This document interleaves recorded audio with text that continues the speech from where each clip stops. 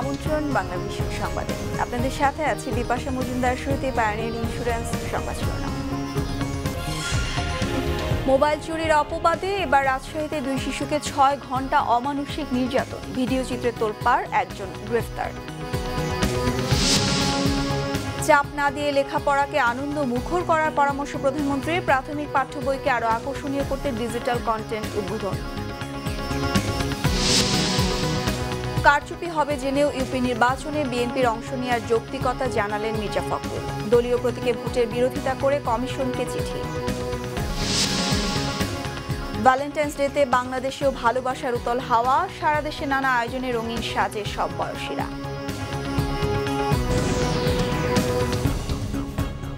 Pioneer insurance সংবাদ শিরোনাম শুনছিলেন। ইফাদ টি টাইম, চায়ের সাথে সেরাটা। এবার বিস্তারিত সংবাদ। চুরির অপবাদে এবার 2 শিশুকে অমানুষিক নির্যাতনের ভিডিও চিত্রে তোলপাড় শুরু হয়েছে রাজশাহীতে। 6 ঘন্টা আটকে রেখে নির্যাতন চালানো হয় ওই শিশুদের উপর। শনিবার রাতে মামলার পর পুলিশ একজনকে গ্রেফতার করেছে। এবার রাজশাহীতে 2 শিশুর ভাগ্যে জুটল মোবাইল চুরির অপবাদ। এ কারণে টানা 6 ঘন্টা চলে তাদের উপর নির্যাতন। ঘটনাটি পবা উপজেলার চৌবাড়িয়া গ্রামে। শুক্রবার দুপুরে স্থানীয় মোহাম্মদ ইমরানের ছেলে স্কুল ছাত্র জাহিদ হাসান ও একই গ্রামের ইমনকে তুলে নিয়ে যায় স্থানীয় ফজলুলের ছেলে রাকিব ও তার বন্ধুরা।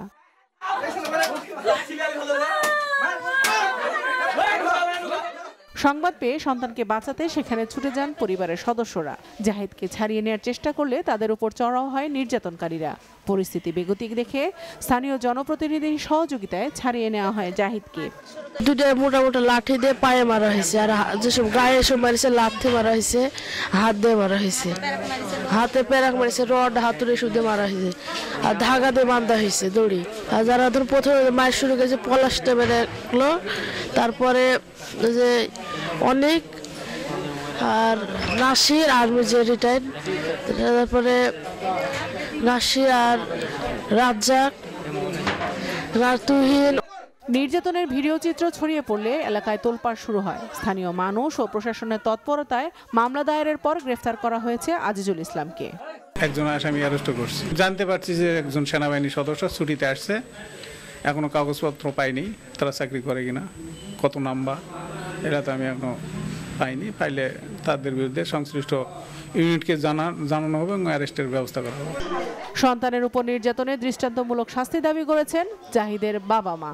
রাত্রে নাকি শ্বশুর জামাই মিলে বলছে যে শালারাকে কি পিটা নিয়েছে, বাড়ি ঘর একবারে উচ্ছেদ করে ভিটে চুরিশ করে দেবো। রিমন্ডে দিয়ে এমন ভাবে শাস্তি দেন যে আর কোনোদিন এরকম কাজ যেন কোনো এলাকায় না করতে পারে।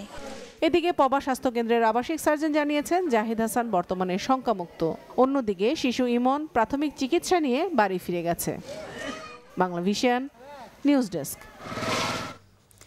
শুধু চাপ না দিয়ে শিক্ষার্থীদের কাছে পড়ালেখাকে আনন্দমুখর করে তোলার পরামর্শ দিয়েছেন প্রধানমন্ত্রী শেখ হাসিনা। প্রাথমিক শিক্ষার্থীদের জন্য ডিজিটাল শিক্ষা কন্টেন্টের উদ্বোধন করে এ পরামর্শ দেন তিনি। সমাজের বিত্তবানদের প্রতি নিজ নিজ স্কুলে সাহায্যের হাত বাড়িয়ে দেওয়ার আহ্বানও জানান প্রধানমন্ত্রী।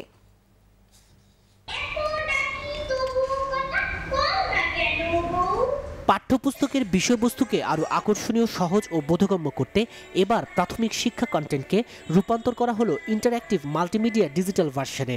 বিভিন্ন ধরনের ছবি, চার্ট, ডায়াগ্রাম, অডিও, ভিডিও সহ মাল্টিমিডিয়া উপকরণ সংযোজন করে অ্যানিমেশনের মাধ্যমে উপস্থাপন করা হয়েছে প্রাথমিক শিক্ষাক্রমের বাংলা, ইংরেজি, গণিত, বিজ্ঞান এবং বাংলাদেশ ও বিশ্ব পরিচয় বিষয়ে 33টির মধ্যে 21টি বই। নিজ কার্যালয়ে ইন্টারঅ্যাক্টিভ মাল্টিমিডিয়া ডিজিটাল কন্টেন্টের আনুষ্ঠানিক উদ্বোধন করেন প্রধানমন্ত্রী শেখ হাসিনা। বলেন, দেশকে নেতৃত্ব দিতে ভবিষ্যৎ প্রজন্মকে এখনই নিজেদের প্রস্তুত করতে হবে। এজন্য শিক্ষার ভিত্তিকে করতে হবে মজবুত। পরামর্শ দেন শিশুদের মেধা বিকাশের সুযোগ করে দেয়ার। ছেলেমেয়েদেরকে সারাক্ষণ যদি বলতে হয় পড়ো পড়ো পড়ো, সত্য কথা বলতে কি আমার ছোটবেলার কথা চিন্তা করে মনে করি যে যদি বেশি বলে পড়ো পড়ো পড়ো, তখন আর পড়তে ইচ্ছা করে না। কেন এতবার বলবে কেন? আমাদের ছেলেমেয়েদেরকে এমনভাবে গড়ে তুলতে হবে যে তারা নিজেরাই উদ্যোগী হবে, যে তাকে পড়তে হবে। কাজে এভাবে তাদের ভিতরে পড়াটাকে একটা আনন্দমুখর করে গড়ে তোলা এবং স্কুলেও সেই পরিবেশটাই রাখতে হবে। শেখ হাসিনা বলেন, আওয়ামী লীগে ডিজিটাল বাংলাদেশ গড়ার লক্ষ্যকে একসময় বিদ্রূপ করা হলেও এখন তা সত্য। বলেন, বিশ্বসভায় বাংলাদেশ যেন মাথা উঁচু করে দাঁড়াতে পারে, এজন্য সউদ্যোগে কাজ করতে হবে। আমি আশা করি যারা বিত্তবান এবং যারা একটু সমাজে বেশ প্রতিষ্ঠিত, অন্তত তাদের কাছে আমারই অনুরোধ থাকলো, যার যার নিজের এলাকা এবং নিজের স্কুল যেখানে পড়াশোনা করে এসেছেন সব জায়গায় একটা উপহার আপনারা দেবেন। ভবিষ্যৎ প্রজন্মকে মুক্তিযুদ্ধের বিজয়ের ইতিহাস জানারও পরামর্শ দেন প্রধানমন্ত্রী শেখ হাসিনা।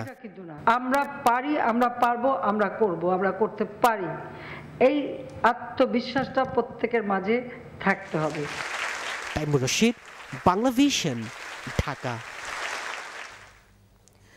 সরকারের দমন পীড়নে বিপর্যস্ত বিএনপি কাউন্সিলের মাধ্যমে ঘুরে দাঁড়াবে আশাবাদী দলটির ভারপ্রাপ্ত মহাসচিব মির্জা ফখরুল ইসলাম আলমগীর। তিনি বলেন, ইউপি নির্বাচনে কারচুপি হবে জেনেও বিএনপি তাতে অংশ নেবে। রবিবার দুপুরে নয়াপল্টন বিএনপি কার্যালয়ে সমসাময়িক রাজনীতি নিয়ে সাংবাদিকদের সাথে কথা বলেন মির্জা ফখরুল ইসলাম আলমগীর। জানান, এখন পর্যন্ত কাউন্সিলের ভেন্যু ঠিক না হলেও অন্যান্য কাজ চলছে পুরোদমে। কাউন্সিলের জন্য যা কিছু করা দরকার সেগুলো আমরা কাজগুলো শুরু করেছি এবং এটা অত্যন্ত একটা প্রতিকূল অবস্থার মধ্য দিয়ে কিন্তু আমরা এই কাজগুলো করছি।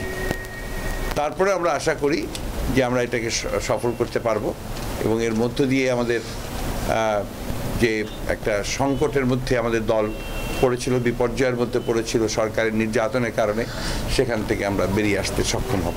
তো আমরা এই কাউন্সিলের মধ্য দিয়ে আমরা নিজেদেরকে সংগঠিত করতে চাই, গণতন্ত্রকে প্রতিষ্ঠিত করবার জন্য আমরা অবদান রাখতে চাই, আমরা সুস্থ রাজনৈতিক ধারাকে এখানে এগিয়ে নিয়ে যেতে চাই। কারচুপি হবে জেনেও কেন তারা ইউনিয়ন পরিষদ নির্বাচনে যাচ্ছেন সেই ব্যাখ্যাও দেন বিএনপির ভারপ্রাপ্ত মহাসচিব। নির্বাচনে যাওয়া ছাড়া তো আমাদের কোনো বিকল্প নেই। আমরা একটা গণতান্ত্রিক রাজনৈতিক দল, লিবারেল ডেমোক্রেটিক পার্টি, যে কোনো অবস্থার প্রেক্ষিতে আমরা মনে করি যে আমাদের নির্বাচনে আমাদেরকে যেতে হবে।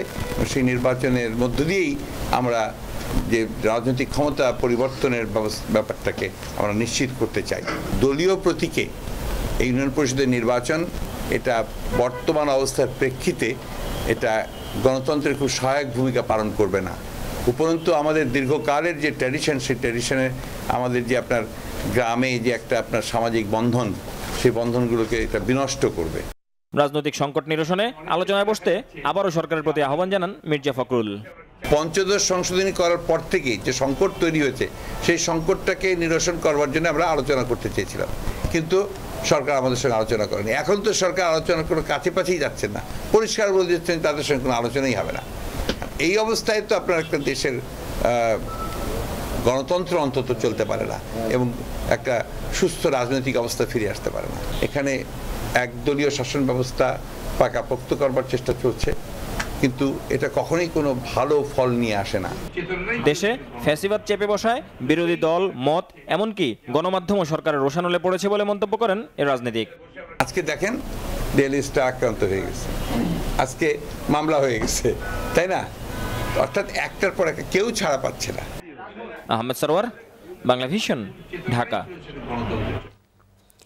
এদিকে দলীয়ভাবে ইউনিয়ন পরিষদ নির্বাচন স্থানীয় পর্যায়ে রাজনৈতিক সংঘাত আরও বাড়িয়ে দেবে মনে করলেও গণতন্ত্রের স্বার্থে নির্বাচনে অংশ নেওয়ার সিদ্ধান্ত নিয়েছে বিএনপি। এ সংক্রান্ত একটি চিঠি সোমবার নির্বাচন কমিশন সচিবের কাছে দিয়েছেন দলের যুগ্ম মহাসচিব রুহুল কবির রিজভী। তিনি বলেন, দলীয়ভাবে স্থানীয় সরকার নির্বাচনের সিদ্ধান্ত অযৌক্তিক। দলীয় ভিত্তিক পৌরসভা নির্বাচনে যে সহিংসতা হয়েছে তা সবাই দেখেছে। তারপরও সরকারের আজ্ঞা পালন করতে নির্বাচন কমিশন একতরফাভাবে দলীয়ভাবে ইউপি নির্বাচন আয়োজন করেছে। এমনকি রাজনৈতিক দলগুলোর মতামত নেয়ারও প্রয়োজন মনে করেনি। যদিও নির্বাচন কমিশনার মোহাম্মদ শাহনেওয়াজ জানিয়েছেন, কারো আজ্ঞাবহ হয়ে নয়, আইন অনুযায়ী নির্বাচন আয়োজন করা হয়েছে। পৌরসভার মতো ইউপি নির্বাচনও অনেক উৎসব মুখর হবে বলে আশা কমিশনের।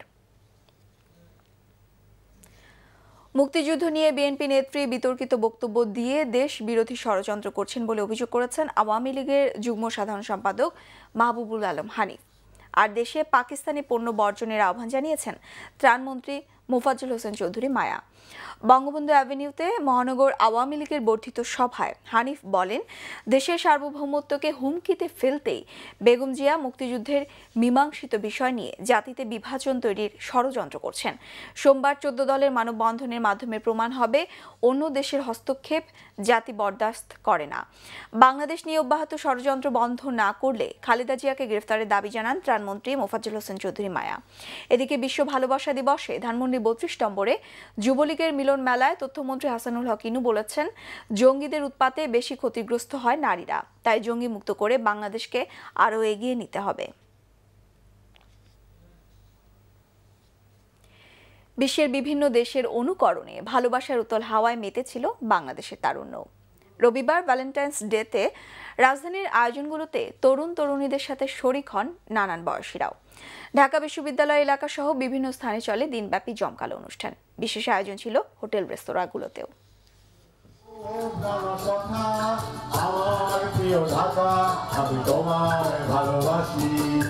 ভালোবাসার আনুষ্ঠানিক দিনটি ঘিরে সবচেয়ে বড় আয়োজন রাজধানীর শাহবাগে। ঢাকাকে পরিচ্ছন্ন ও বসবাসযোগ্য নগরীতে রূপ দিতে আয়োজনের কোনো কমতি করেনি দক্ষিণ সিটি কর্পোরেশন।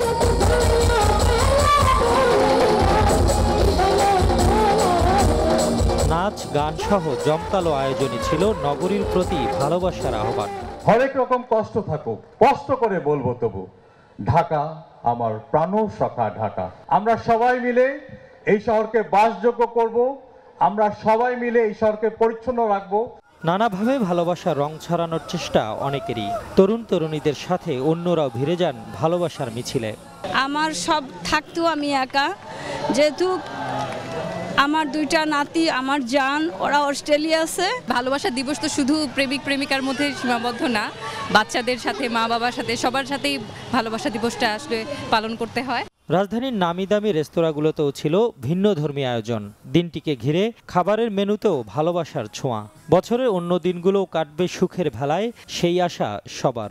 অবভিয়াসলি আজকের দিন তো অবশ্যই স্পেশাল, কিন্তু আমি চাই যে প্রতিটা দিনই যাতে এরকম স্পেশাল হয়। সারা জীবন একসাথে একে অপরের প্রতি অনেক অনেক ভালোবাসা নিয়ে থাকতে পারি এবং অবভিয়াসলি আমাদের লাইফটা যেন অনেক সুন্দর হয়। সবার মধ্যে ভালোবাসা ছড়িয়ে পড়ুক। আমার হাজবেন্ডের জন্য, যেটা হচ্ছে আসলে আমি ওকে অনেক ভালোবাসি। এই বছরটা আসলে আমরা আরো নতুন একটা কনসেপ্ট নিয়ে এসেছি, যে সেন্ডিং অল মাই লাভ। এদিকে শেষ বিকেলের আয়োজনেও মাতোয়ারা নানা বয়সী মানুষ। সুরের মূর্ছনায় শ্রোতাদের উন্মাতাল করেন জেমস। ভালোবাসার এই আবেশ ছড়িয়ে পড়ুক সবখানে, সবার মাঝে। মিজানুর রহমান সবুজ, বাংলা ভিশন, ঢাকা। নিচে গ্রেট ওয়াল সিরামিক্স সংবাদ বিরতি, সাথেই থাকুন, ফিরে এসে যা থাকছে।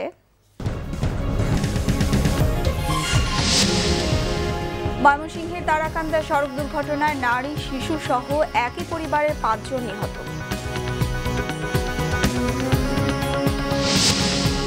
যুব বিশ্বকাপ ক্রিকেটের নতুন champion West Indies, man of the tournament Bangladesh অধিনায়ক মেহেদী মিরাজ।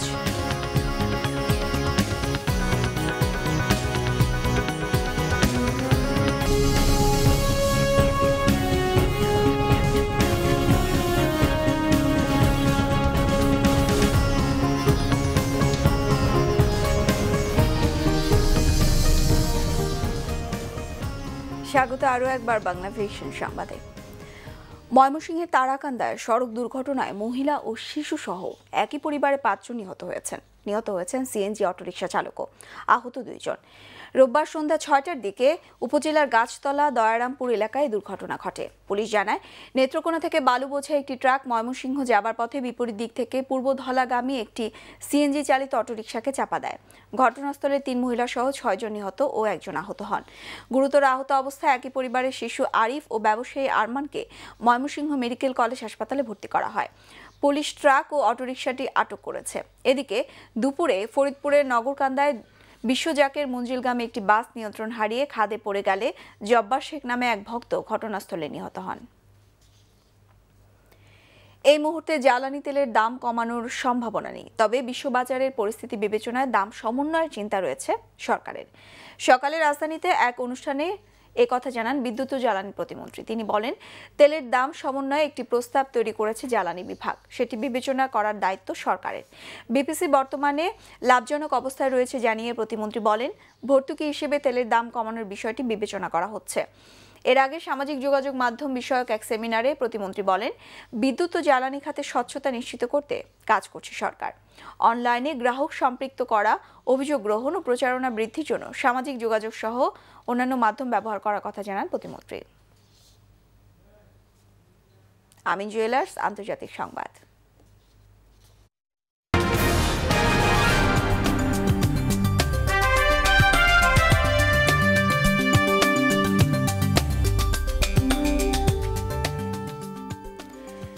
সিরিয়ায় আগামী এক সপ্তাহের মধ্যে যুদ্ধবিরতি প্রস্তাবের মাঝে দ্বিতীয় দিনের মতো আলেপ্পো শহরে হামলা চালিয়ে যাচ্ছে তুরস্ক। একই সাথে সেনা অভিযান অব্যাহত রেখেছে আসাদ সরকারও। আলেপ্পোর মিনাখ বিমানবন্দর সহ বেশ কয়েকটি এলাকায় কুর্দি গেরিলাদের অবস্থান লক্ষ্য করে চলছে হামলা। তুর্কি হামলায় এ পর্যন্ত 2 গেরিলার মৃত্যু হয়েছে।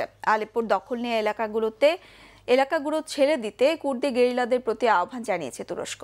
আঙ্কারার মতে, দেশটির নিষিদ্ধ সন্ত্রাসী সংগঠন কুর্দিস্তান ওয়ার্কার্স পার্টি পিকেকের সহযোগী হিসেবে কাজ করছে সিরিয়ার কুর্দি গেরিলা বাহিনী। কুর্দিরা ওই এলাকা না ছাড়া পর্যন্ত সেখানে অভিযান চলবে বলে হুঁশিয়ার করে দিয়েছেন তুর্কির প্রধানমন্ত্রী আহমেদ দাভুতোগলু। তবে এলাকাগুলো ছেড়ে যেতে অস্বীকৃতি জানিয়েছে কুর্দি গেরিলারা। এদিকে শনিবার বিদ্রোহী নিয়ন্ত্রিত আলেপ্পোর উত্তরাঞ্চলীয় আল তামৌরা শহর ও এর আশপাশের বেশ কয়েকটি এলাকার দখল নিয়েছে সরকারি সেনা ও রুশ বাহিনী। চলতি মাসের শুরু থেকে বিদ্রোহীদের শক্ত ঘাঁটি আলেপ্পোর দখল নিতে অভিযান শুরু করে আসাদ সরকার। এবার ক্লেমন খেলার সংবাদ।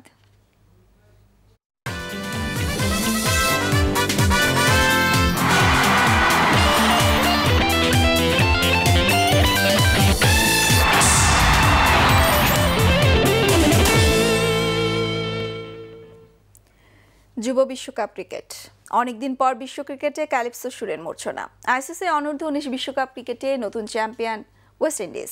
ফাইনালে ভারতকে 5 উইকেটে হারিয়ে এই সাফল্যে সিক্ত ক্যারিবীয় cricket. Man of the final West ইন্ডিজের কেসি কার্টি। টুর্নামেন্ট সেরা হয়েছেন বাংলাদেশ অধিনায়ক মেহেদী হাসান মিরাজ। ওয়েস্ট ইন্ডিজ যুব ক্রিকেট দলের জন্য বাংলাদেশ এখন ফেভারিট হান্টিং গ্রাউন্ড। বাংলাদেশে যুব বিশ্বকাপ মানেই যেন ক্যারিবীয় যুব দলের জ্বলে ওঠা। এই ঢাকার মাঠে 2004 সালে যুব বিশ্বকাপে প্রথমবার ফাইনালে উঠেছিল ওয়েস্ট ইন্ডিজ। সেবার পাকিস্তানের কাছে হেরে শিরোপা স্বপ্ন পূরণ হয়নি তাদের। এক যুগ পর আবারও এই বাংলাদেশেই যুব বিশ্বকাপ। সেখানেই স্মরণীয় সাফল্যে সিক্ত ক্লাইভ লয়েড, রিচার্ডস ভিভদের উত্তরসূরিরা।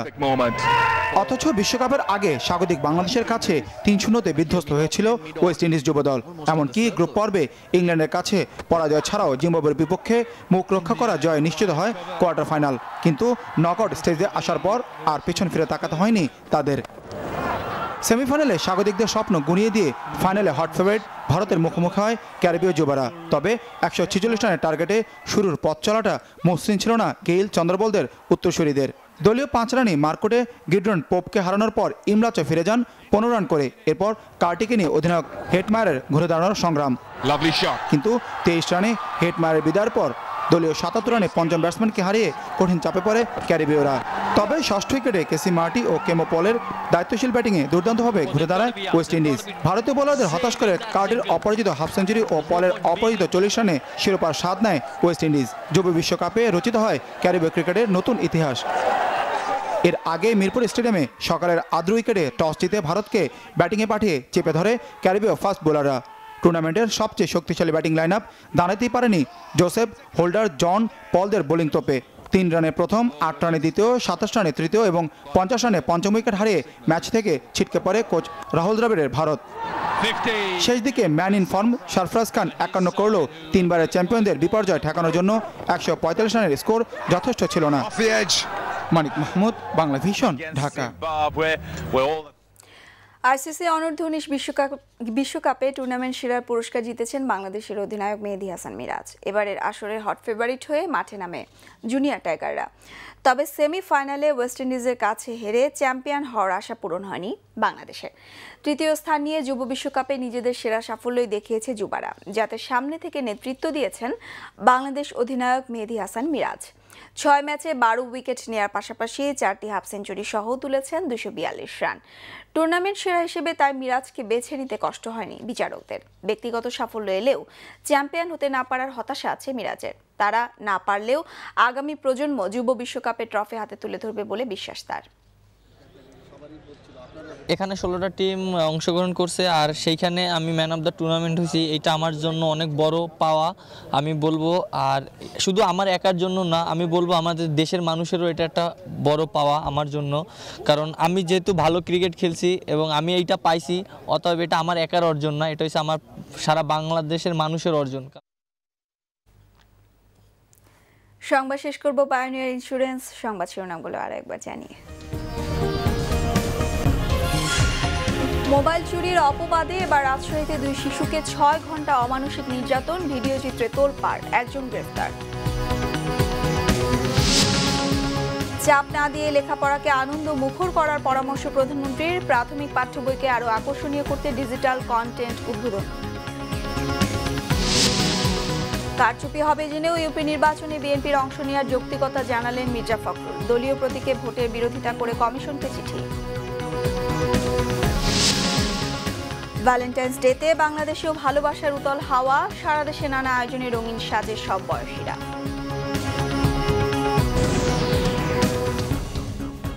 এই ছিল এখনকার মতো। পরবর্তী সংবাদ সকাল 10টায়। 9টায় থাকবে নিউজ টপ 10 দেখার আমন্ত্রণ রইল। এছাড়া দেশ বিদেশের সবশেষ সংবাদ সবার আগে জানতে আপনার গ্রামীণ ফোন বাংলা লিংক ও এয়ারটেল থেকে ডায়াল করুন 1616 এই নাম্বারে। এতক্ষণ সঙ্গে থাকায় ধন্যবাদ সবাইকে।